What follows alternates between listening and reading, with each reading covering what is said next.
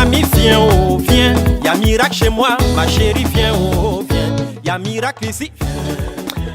C'est avec une très grande joie et des cœurs remplis de crainte devant notre Seigneur Jésus-Christ de Nazareth, le roi des rois, que cette trompette retentit jusqu'à toi, jusqu'à nous, jusqu'à tous ceux qui sont connectés à ce canal que nous utilisons actuellement aussi pour pouvoir passer ce message. La trompette résonne comme se dit dans ce livre d'Apocalypse chapitre 11, où est-ce que le 7e ange sonna la trompette afin d'attirer l'attention, parce que dans ce livre d'Apocalypse chapitre 11, il est question du 7e ange qui sonna la trompette. Chaque fois que vous entendez une trompette sonner, sachez que c'est la voix. Une voix va retentir après cette trompette-là. Et exactement comme dans ce livre d'Apocalypse chapitre 2, le chapitre 3, où est-ce qu'on parle des 7 âges de l'église. Dans ce livre d'Apocalypse chapitre 2, chapitre 3, on parle là-bas des 7 âges de l'église, dont la dernière église se concerne l'église de Laodicée. L'église de Laodicée, après l'église de Laodicée, vient la grande tribulation. Si vous pouvez lire le livre d'Apocalypse chapitre 3, vous allez voir que après les prophéties qui sont dites sur l'époque de l'église de Laodicée, après on commence à parler de la bête et ainsi de suite. L'église de Laodicée est l'église dans laquelle tu te trouves et que je me trouve actuellement ici. Raison pour laquelle la trompette sonne vers toi afin d'attirer l'attention davantage sur ce qui est en train d'arriver sur la terre, sur ce que le Seigneur veut faire sur la terre, sur ce que le Seigneur a prévu afin que nous puissions rentrer en nous-mêmes, afin de nous examiner pour savoir. Shalom, shalom, shalom à tous les peuples, quelle qu'en soit la race, quel qu'en soit le teint, quelle qu'en soit la langue que tu causes, je te salue dans le précieux nom de notre merveilleux Seigneur Jésus-Christ de Nazareth, le Dieu véritable. En ce jour, nous nous posons des questions, de nombreuses questions en ce qui concerne l'avènement de notre Seigneur Jésus-Christ. Pour plusieurs personnes n'y croient plus, pour plusieurs d'autres personnes n'espèrent même plus à l'avènement de notre Seigneur Jésus-Christ de Nazareth. Mais ce que je voudrais vous dire en ce jour, c'est que l'avènement de notre Seigneur Jésus-Christ n'est pas un slogan, ce n'est pas une devise, mais c'est bien une réalité. L'avènement de notre Seigneur Jésus-Christ de Nazareth viendra comme l'Écriture le dit, qu'il viendra comme un voleur et plusieurs seront surpris. Plusieurs de ceux qui feront des miracles et des prodiges le diront en ce jour-là: Seigneur, n'avons-nous pas fait des miracles comme le livre de Matthieu nous dit? N'avons-nous pas fait des miracles en ton nom? N'avons-nous pas fait ceci en ton nom? Et il déclarera ouvertement devant ces personnes: si je ne vous ai jamais connu. À combien plus fort raison lorsque nous écoutons de telles choses, comment est-ce que nous ne devons pas prendre au sérieux la manière dont nous cherchons la face de ce merveilleux Seigneur Jésus-Christ de Nazareth? Et quelles sont notre réactions face à l'Écriture, face à la parole de Dieu?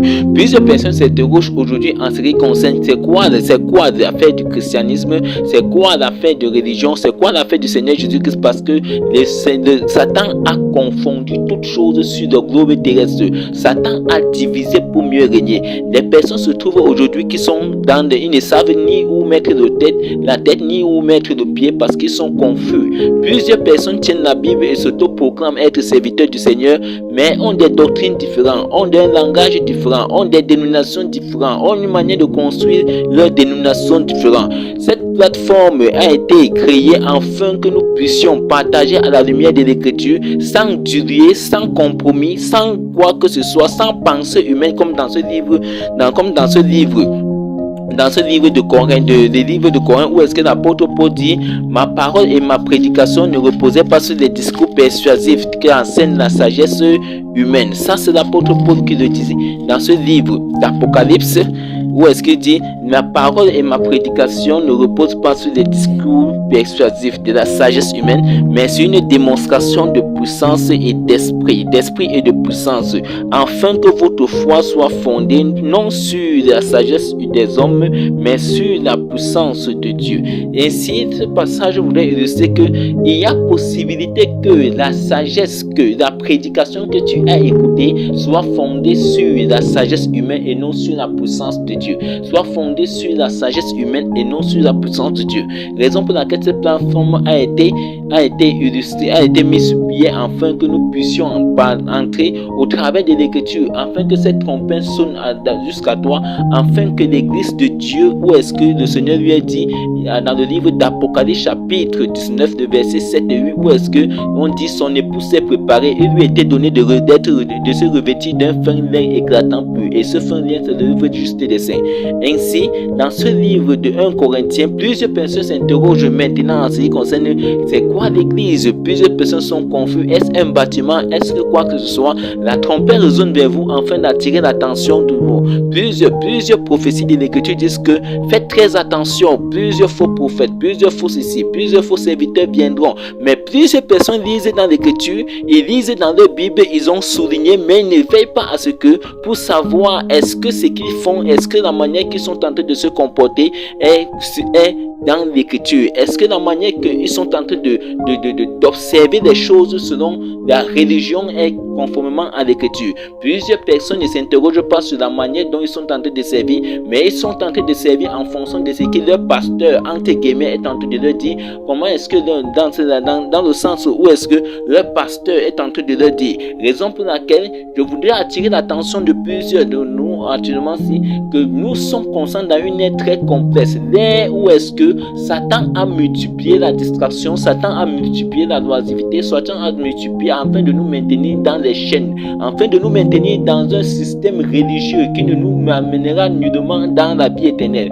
Le système religieux ne nous permettra jamais de rencontrer le Seigneur Jésus-Christ de Nazareth. Tant qu'on est dans un système religieux, dans un système dirigé de manière pyramidale, avec des hommes, avec un leader à l'intérieur, sur la tête, et ainsi le pouvoir est décentralisé, ce n'est pas ainsi que le Seigneur a conçu la manière dont il veut servir. Dans ce livre de Matthieu chapitre 16, le Seigneur dit là-bas, je bâtirai mon église et que les portes de ce jour de mort ne pourront point contre elle. Ce n'est pas un homme qui bâtit l'église de Dieu, mais c'est Dieu lui-même qui bâtit son église. Et cette plateforme a été mise sur pied afin que nous puissions entrer dans l'écriture, afin d'examiner, d'apporter la lumière sur plusieurs compartiments de nos vies, plusieurs compartiments de nos questionnements, afin que nous puissions illustrer cela au travers de l'écriture. La trompette résonne afin de ramener les enfants de Dieu qui sont dispersés, dont l'ennemi les a dispersés partout dans le monde entier, afin de les maintenir dans la confusion. La trompette résonne afin de les ramener, parce que dans ce livre de Jean chapitre 10, il dit, mes brebis entendent ma voix et elles me suivent. Elles ne pourront pas suivre une autre voix parce qu'elles connaissent la voix du berger. Et il a dit, je suis le bon berger. C'est pour dire quoi? Les enfants du Seigneur qui sont dispersés dans n'importe quelle dénomination, entre guillemets, qu'on appelle église, dans n'importe quel système, tôt ou tard, d'une manière ou d'une autre, le Seigneur va les enlever de là pour qu'ils puissent servir le Seigneur dans la vérité et dans la simplicité. Tant que nous sommes dans les systèmes dénominationnels, nous ne pouvons pas servir le Seigneur dans ce système dénominationnel parce que c'est un système pyramidal, c'est un système dirigé par un leader, un archibishop, en fonction des noms qu'ils ont donnés dans cette terre-ci, dont ces noms ne se trouvent pas dans la Bible et qui fera l'objet de notre intervention durant notre temps que nous allons passer. Ainsi, plusieurs se questionnent en ce qui concerne la religion, en ce qui concerne l'église, en ce qui concerne le Seigneur Jésus-Christ. Parce que plusieurs ont fait d'église en église, entre guillemets, de dénomination en dénomination, ont été déçus. Ils ont fait des années dans les systèmes dénominationnels. Ils ont fait plusieurs années dans les systèmes dénominationnels. Tu vois une maman qui a fait 10 ans dans un système, tu lui demandes qu'est-ce qu'elle fait dans la vie, quel est son rôle dans l'église. Elle dit qu'elle suit la chaise du pasteur. Il n'a pas un ministère de suivre la chaise du pasteur dans les ministères et les dons que le Seigneur montre dans le livre de Romains chapitre 12. L'Écriture déclare qu'il y a des dons, il y a des talents, mais dans aucun cas vous allez voir quelqu'un a un ministère de laver l'église, de suivre, de porter la Bible du pasteur, d'être au protocole. Il n'a pas de ministère de protocole dans la Bible. C'est pour dire quoi? C'est juste pour attirer l'attention de tous les enfants de Dieu qui sont maintenus captifs par ces raisonnements humains, par ces lions, par ces loups ravisseurs, ces faux prophètes, ces faux pasteurs qui sont dans la tête vous maintenir captif. Tant que vous serez toujours dans ce système et que vous serez là-bas, vous ne pourrez pas avoir une relation, une intimité avec le Seigneur. La trompette résonne jusqu'à toi afin d'attirer ton attention, afin que tu reviennes à la sainte parole du Seigneur Jésus-Christ, à la sainte doctrine. La doctrine qui n'est pas diluée, la doctrine qui n'est pas accompagnée des philosophies. L'Écriture déclare dans ce livre d'Apocalypse de 1 Corinthiens, vous me permettez, dans le livre de 1 Corinthiens chapitre 3, le verset 17, 16 et 17 et 18 là, en disant que votre corps est le temple du Saint-Esprit. Ça voudrait dire que le corps du Seigneur, ton corps est le temple du Seigneur, c'est la maison du Seigneur. Ton corps est le temple du Seigneur et tu fais partie du corps de Christ qui est l'église. L'église n'est pas le bâtiment. L'église n'est pas le bâtiment. Raison pour laquelle dans 2 Corinthiens chapitre, dans le livre de 2 Corinthiens chapitre 6, le verset 17, l'Écriture déclare là-bas que c'est pourquoi, sortez du milieu d'elle et sortez du milieu d'elle. Donc, la trompette résonne vers toi en ce moment pour que tu puisses comprendre que c'est l'ère dans laquelle le Seigneur voudrait que ses enfants sortent des systèmes et sortent de toutes ces choses-là, afin que nous puissions. Comme je l'ai dit, dans ce livre de 2 Corinthiens chapitre 6 à partir du verset 17, l'Écriture déclare: c'est pourquoi sortez du milieu d'elle. La trompette résonne actuellement en disant que vous devez sortir de tous les systèmes dénominationnels conçus par les hommes. Dans tous les systèmes où est-ce que depuis 2 ans, depuis 10 ans, 50 ans pour d'autres personnes, ils ont passé le temps à vous dépouiller, à vous escroquer, à vous faire payer les ceci, en disant que vous devez prendre soin de la maison du pasteur, vous devez prendre soin de la maison du prêtre, vous devez prendre soin de la maison de Dieu. La maison de Dieu est en aucun cas de bâtiment. Aucun verset de la Bible dans la Nouvelle Alliance montre que Dieu habite dans le bâtiment. Dieu habite dans un truc physique. Mais la maison de Dieu est l'ensemble des personnes qui servent Dieu. C'est ça qui forme l'église corps de Christ.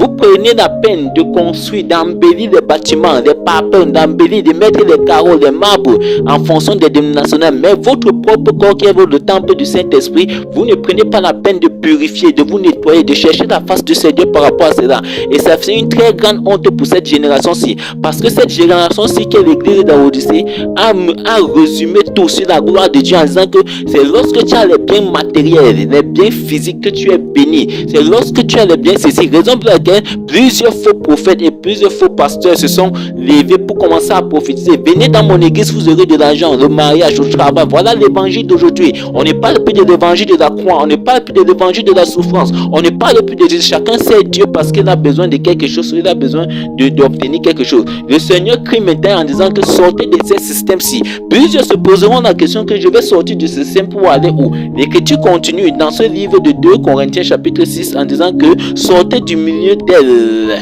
Mais sortez du milieu d'elle.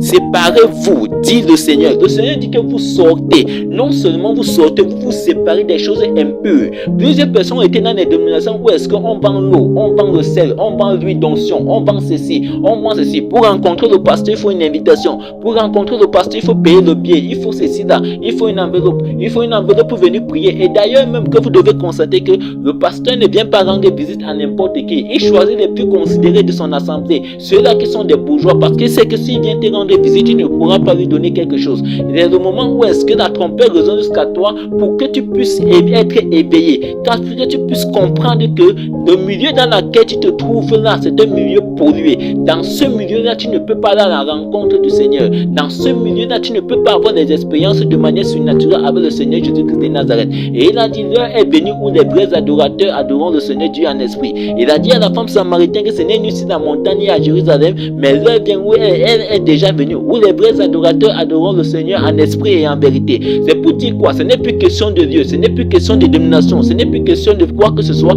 mais c'est question de relation intime avec le Seigneur. La trompette résonne vers toi maintenant pour attirer ton attention, sur ces choses afin que tu puisses encore revenir à la parole de Dieu, revenir dans la parole. Plusieurs personnes ont des difficultés à lire la Bible, plusieurs personnes ne lisent même pas la Bible. Ils se contentent de partir avec des brochures, on les donne des brochures. Laissez-moi vous dire, aucun livre écrit par n'importe quel écrivain, aucun livre écrit par n'importe quel pasteur ou prophète ou inspiré n'importe quoi et serviteur ne peut être comparé à la parole de Dieu. La parole de Dieu demeure éternellement.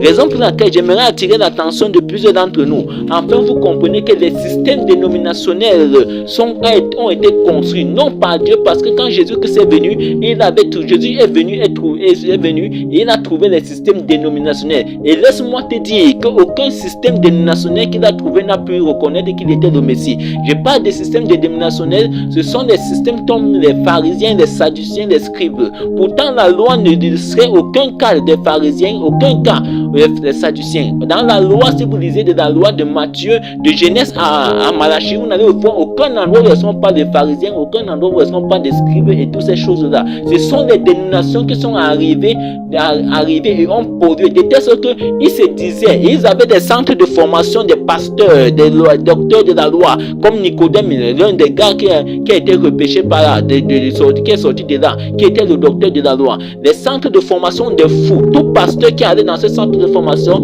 il est assez repenti, il a déchiré même son diplôme parce que cela ne valent rien devant le Seigneur. Le Seigneur n'a pas besoin de passer par là pour te former, mais le Seigneur forme lui-même ses enfants, dans le secret, dans la souffrance. Et vous ne pouvez pas accepter cela parce que vous refusez la souffrance, vous refusez ceci, vous prêchez, venez à Jésus, vous n'allez pas souffrir, venez à Jésus, vous aurez le moyen, venez à Jésus, vous allez ceci, vous détournez ainsi le peuple du Seigneur des choses célestes, vous focalisez totalement le peuple du Seigneur sur la terre. Raison pour laquelle Matthieu chapitre 23, ainsi dit, dans Matthieu chapitre 23, le Seigneur dit ici, dans Matthieu chapitre 23, le verset 12, il dit que quiconque s'élèvera sera abaissé et quiconque s'abaissera sera élevé. Regardez dans tous ces milieux où est-ce que vous vous trouvez. Plusieurs pasteurs se trouvent là-bas comme ceci. Plusieurs hommes de Dieu, ils ont la chaise. Il y a une différence entre la chaise du fidèle et la chaise du pasteur. Il est là-bas avec sa femme, c'est couple prophétique. Ça veut dire que maintenant on appelle le Seigneur, appelle maintenant les gens couple. Et faites attention, c'est là le moment de vous repentir, c'est le moment d'arrêter ces choses-là. Le Seigneur n'appelle pas des gens de manière couplée. Quelle est cette terre-ci? L'ère de la Odyssée, l'ère de l'abomination, l'ère où est-ce que les hommes de Dieu mesurent leur onction en fonction de la gloire, des jets privés, des maisons et des quoi que ce soit qui sont. L'ère où est-ce que les hommes de Dieu, pour voir la gloire de Dieu dans la vie de quelqu'un, c'est lorsqu'il a de l'argent, lorsqu'il a des biens matériels. Vous devez vous repentir de cela. Qui vous a dit que dans le Seigneur on ne souffre pas? Qui vous a dit que dans le Seigneur on ne souffre pas? Les hommes de Dieu qui aiment les premières places dans les lieux, je te sais que si tu invites ton pasteur, tu lui mets au Shabbat, il va se fâcher, il risque de même te chasser de son église, soit te mettre dans le banc de touche. Oh pasteur, c'est l'heure de te repentir. Toi prophète, c'est l'heure de te repentir. Toi qui te dis pour d'être prophète, pasteur, t'auto-proclamer, toi qui allais dans le centre de formation, c'est le moment de revenir dans la parole de Dieu et dans la simplicité. Car la parole de Dieu, vous allez augmenter les choses, mais la parole de Dieu ne changera pas. Peu importe si vous faites des années, la parole de Dieu ne changera à jamais. Ainsi dit l'Écriture ici, là, dans le livre de Matthieu chapitre 23, le verset 13, il dit: malheur à vous scribes et pharisiens, parce que vous fermez aux hommes le royaume des cieux, vous n'y entrez pas. Oh, quel danger ces pasteurs-là, quel danger. Ils empêchent les gens d'entrer dans le royaume et eux-mêmes ils n'entrent pas. Regardez cette mentalité de l'église de la Odyssée. Regardez cette mentalité de ces pasteurs-là. Ils savent qu'ils sont destinés pour la gérer. Oh, je sais quand même que parmi les pasteurs, parmi ces prophètes, il y a des enfants de Dieu qui sont à l'intérieur et que tôt ou tard le Seigneur va les enlever. Parce que Paul était là au milieu d'eux. Plusieurs personnes étaient au milieu d'eux. Paul était au milieu des pharisiens. Paul était au milieu des pharisiens, je vous le dis. Mais lorsque le Seigneur le rencontre sur la route de Damas et après d'être aveuglé, il a fait 3 jours sans manger. Et il dit dans son témoignage que les paroles qu'il a reçues ne l'a ni appris ni quoi que ce soit, que ça ne vient pas d'un homme. Il le dit dans le livre de Galates chapitre 1 là, qui dit ce qu'il vous écrit là ne vient pas d'un homme, ça ne vient pas de quelqu'un, mais c'est par révélation qu'il a eu. C'est pour dire quoi? La formation, toute la formation que Paul avait eue chez les pharisiens, le Seigneur a consumé Paul, a passé Paul au scanner et a détruit toutes ces choses-là en Paul. De telle sorte, le témoignage de Paul dans le livre de Galates a dit, il dit que ce n'est pas un homme, ça ne vient pas d'un homme, ça ne vient pas de quelqu'un, ce n'est pas quelqu'un qui lui est formé. Plusieurs disent que lorsqu'il lui est rencontré sur la route de Damas, il est allé voir le prophète Ananias, le prophète Ananias lui est formé. Faites très attention de la manière dont vous interprétez. Vous avez vu un endroit où est-ce que le prophète Ananias a formé l'apôtre Paul, mais l'apôtre Paul dit dans son témoignage qu'il n'a pas été formé par un homme. Mais vous dites qu'elle a été formée par le prophète Ananas. Faisons très attention. Nous devons revenir dans la parole de Dieu. Tu n'as pas besoin d'aller dans un centre de formation. Tu n'as pas besoin d'aller dans quoi que ce soit. Mais Dieu lui-même forme ses enfants. Dieu lui-même forme ses enfants. Comme puisque tu n'aimes pas la souffrance, puisque tu n'aimes pas ces choses, raison pour laquelle tu as des difficultés à accepter la souffrance, la formation du Seigneur. Parce que la formation du Seigneur, c'est une formation que parfois ce n'est pas agréable au corps humain. Même Moïse a travaillé, même Moïse a souffert. Toutes ces personnes, David allait, c'était derrière le berger. On a pris David à la bergerie pour le mettre au niveau du roi. Moïse est parti, on lui a pris derrière les bergers pour le mettre là-bas. C'était leur formation. Toi, tu ne veux pas te former, toi, tu fuis la souffrance. L'évangile qui n'aime pas la souffrance. Vous devez accepter la souffrance de Christ. Vous devez savoir que dans le Seigneur peut bénir comme il ne peut pas bénir. Il peut bénir comme il ne peut pas bénir. On dit ici que malheur à vous, pharisiens et scribes. Les pharisiens sont des centres de formation, des dénominations. On dit que malheur aux dénominations là, parce qu'ils empêchent les gens d'être sauvés et eux ne seront pas sauvés. Le verset 14 nous dit quoi? Malheur à vous, scribes et pharisiens, hypocrites, parce que vous dévorez les maisons des veuves. Oh, regardez comment ces pasteurs passent autant à entrer dans les maisons des veuves. Ceux-là qui ont des vies aisées, ils dépouillent les finances, ils dépouillent le matériel, ils dépouillent. En voilà ce qu'on a dit. Ils disent ceci là, pour prier pour tout, il faut donner de l'argent. Pour faire ceci, il faut de l'argent. Ils font tout de cela commerce. Non. Cela ne doit pas se passer comme ça. Le Seigneur attire l'attention et dit malheur à vous, scribes, malheur à vous, pharisiens. C'est-à-dire malheur à vous, dénominationnels. Malheur à vous, vous qui passez le temps à créer les églises en disant que Dieu m'a révélé. Faites très attention et nous allons illustrer cela avec l'écriture. Il dit malheur, vous qui dévorez les maisons des veuves et que vous faites pour l'apparence des longues prières. Regardez comment ces personnes passent autant à prier. Ils font des longues prières, des robots dans les ceci-là. En ce qui concerne même le parler en langue, nous entrerons encore en profondeur avec le temps, avec les enseignements qui sortiront pour illustrer c'est quoi le parler en langue. Est-ce le robotos qu'on entend là-bas et qu'est-ce que l'Écriture dit du parler en langue? Nous allons entrer et comprendre réellement qu'est-ce que le parler en langue qui a commencé depuis Genèse chapitre 11 lorsqu'on a fait la tour de Babel et qui s'est répercuté dans Actes des Apôtres chapitre 2 et qui a continué à la suite. Nous entrons là-bas pour bien illustrer cela. Donc pour dire quoi? Le verset 15 nous dit maintenant malheur à vous, scribes et pharisiens. Voilà les dénominationnistes qui existaient. Hypocrites, parce que vous courez les mers et les terres pour faire des prosélytes. Oh, voilà les centres de formation. Voilà les pasteurs. Ils quittent de pays en pays, de quartier en quartier pour faire des grandes campagnes d'évangélisation. Quelles grandes campagnes d'évangélisation? Vous prenez la masse, vous faites des brochets, vous faites des répéter après moi. Jésus, je te donne mon cœur. Vous avez déjà vu où ça dans la Bible? Je dirais les mêmes prières. Depuis quand par une même prière, plusieurs personnes ont cru? L'apôtre Paul, l'apôtre Pierre, vous avez vu ça où dans l'Écriture?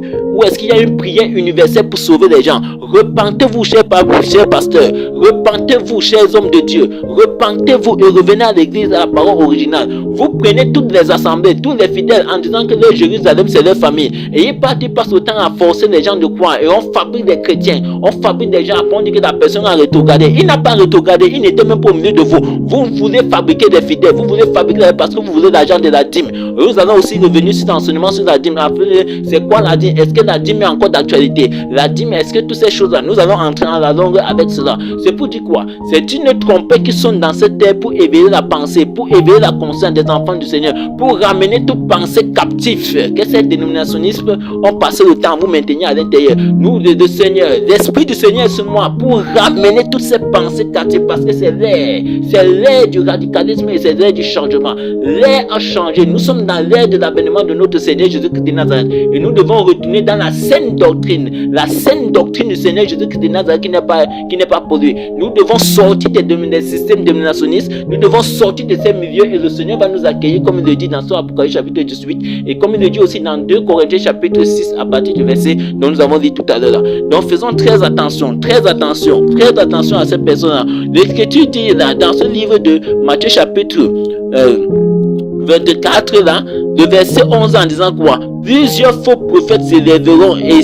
ils séduiront beaucoup de gens. Écoutez bien ce qu'on dit. On dit que les signes des temps de la fin, dans Matthieu chapitre 24, plusieurs faux prophètes s'élèveront. Écoutez bien. Là, voilà qui sont tentés de naître. Oh, prophétie ceci. Oh, grand prophète pas ceci. Grand prophète pas ceci. Oh, venez les miracles. Et l'évangile qui prêche, c'est quoi? Est-ce l'évangile que les apôtres ont prêché? Est-ce l'évangile de la croix? Non. Venez, vous aurez des guérisons. Venez, vous aurez des miracles. Venez, vous aurez ceci là. Le démon de ta famille. Le démon de ceci. Vous voyez démon partout. Vous voyez esprit partout. Vous voyez.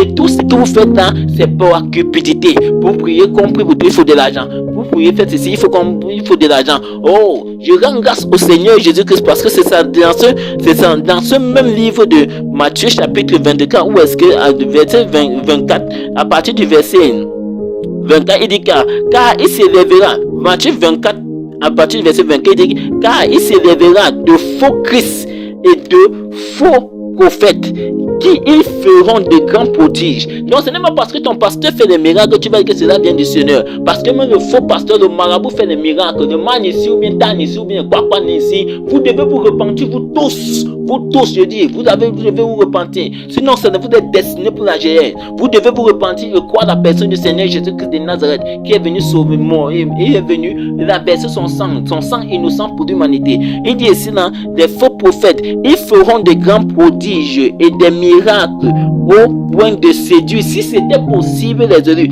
ce n'est pas possible de séduire les élus parce qu'on dit si c'était possible, il n'y a pas possibilité de séduire un enfant de Dieu. Quels qu'en soient les enfants de Dieu qui sont dans les systèmes dénominationnels, qui ont été escroqués, qui ont été abusés, qui ont été fait ceci depuis des années, 10 ans, 50 ans, 20 ans, les familles, vous avez dépouillé les familles et vous écoutez, chers brebis, chers enfants du Seigneur, vous écoutez cette trompette qui saute sur la voix. Le Seigneur vous demande sortez de Babylone, sortez de ce système et le Seigneur va vous accueillir. Sortez de ce système. Ne te culpabilise pas que tu sortes par où. Sors, rentre chez toi, rentre à la maison et sers le Seigneur. Le Seigneur envoyera des serviteurs pour t'édifier là-bas certainement. Tu n'as pas besoin d'aller pour être le courroux, pour avoir quelqu'un qui va passer autant à t'oppresser, à faire ceci, en disant que c'est ton père spirituel. Quel père spirituel? Nous reviendrons aussi sur cette notion de père spirituel. Faisons donc très attention avec cette manière de fonctionner là. Donc cette plateforme Bamba Iba Yaoundé a été construite afin de ramener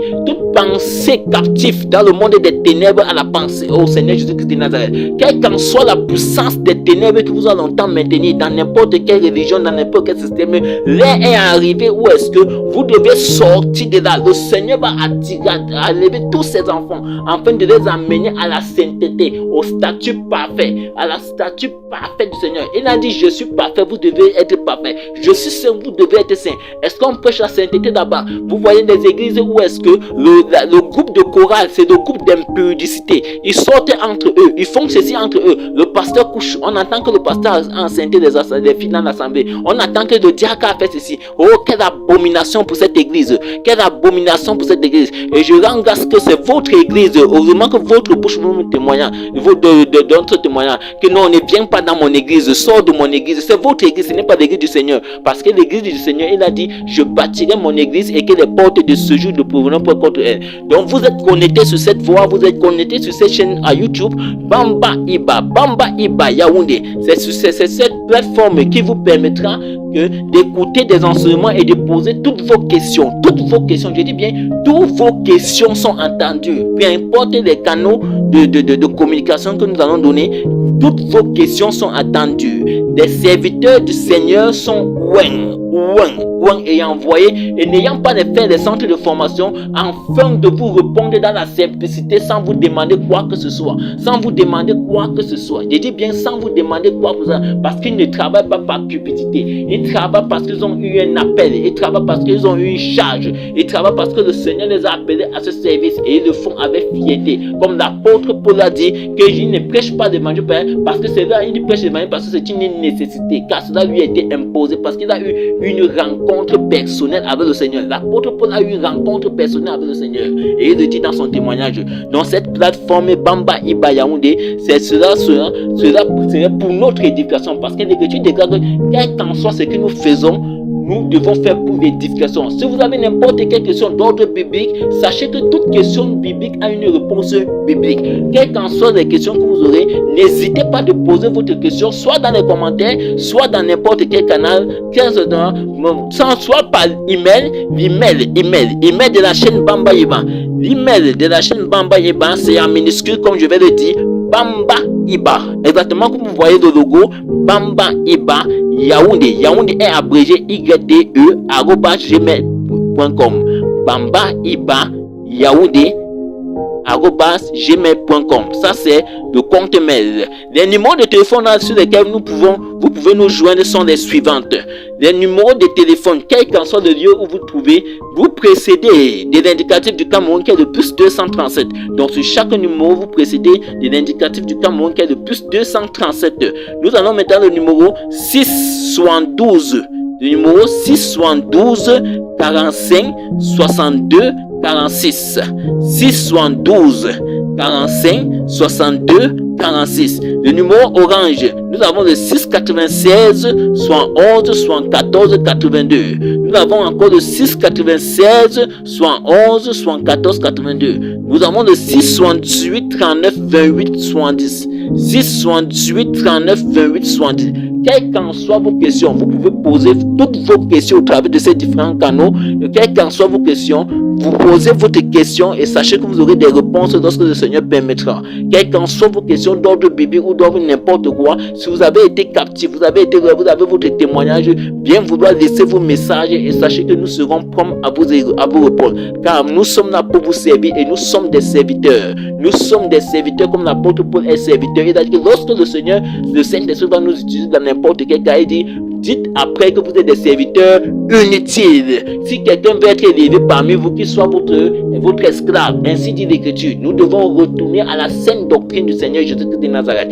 Donc cette plateforme Bamba Iba est à ta disposition. Donc nous attendons afin que nous puissions partager dans la fraternité, dans la communion fraternelle entre frères et sœurs, Je vous chalomise christiquement, quel qu'en soit le lieu où vous m'écoutez. Chantez, vous saluer, que le Seigneur vous bénisse, que la grâce, la paix, la miséricorde du Seigneur Jésus te soit abondamment multipliée dans ta maison, que la paix du Seigneur inonde ton cœur, afin que nous puissions nous retrouver tôt ou tard dans la nouvelle Jérusalem. Souvenons-nous, si vous effuyez, vous qui écoutez cette voix, vous qui êtes connectés à cette voix-ci, vous ne voulez pas écouter cette voix-ci là maintenant, vous écouterez cette voix-ci plus tard, parce que cette voix-ci là, c'est le Seigneur qui crie afin de ramener ses enfants, Shalom, shalom, shalom.